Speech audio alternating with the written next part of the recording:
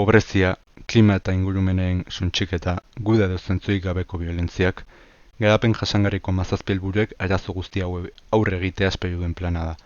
Elkarlanean gizadientzako etorkizun hobe bat lor dezagun. Ongi etorri jaun-andreok eta ondoren garapen jasangarriako 11. helburuaren inguruan hitz egingo dizuegu. Hiriak inklusiboagoak, seguruagoak, erresilienteagoak eta iraunkorragoak egitea helburutzat duena. Hiriek lurrazalaren 3% estaltzen dute soilik, eta hala ere gizadiak gauzatzen duen karbono emisioen 75% bertan gertatzen da. Kontsumo larrigarri hau murrizteko eta energia eraginkortasunez kudeatzeko irtenbide informatikoen erabilera interesgarria gerta daiteke.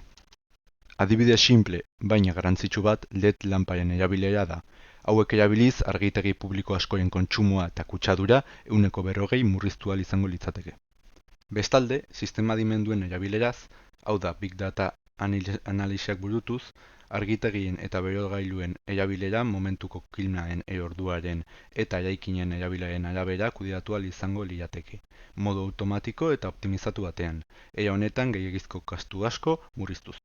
Onurekin alderatuta kostua minimoa da. Garraio publiko funtzioneko sare bat sortzearen kostua adibidez handia da, baina onurak are handiagoak dira jarduera ekonomikoari, bizi kalitateari, ingurumenari eta elkarri lotutako hiri baten arrakasta orokorri dagokionez. Denborarekin arazoak biztanleri guztiei eragiten diete. Desberdintasunak ondoeza eta segurtasunik eza sor ditzake. Kutsadurak herriaren ondasuna hondatzen du eta langileen produktibitateari eragiten dio.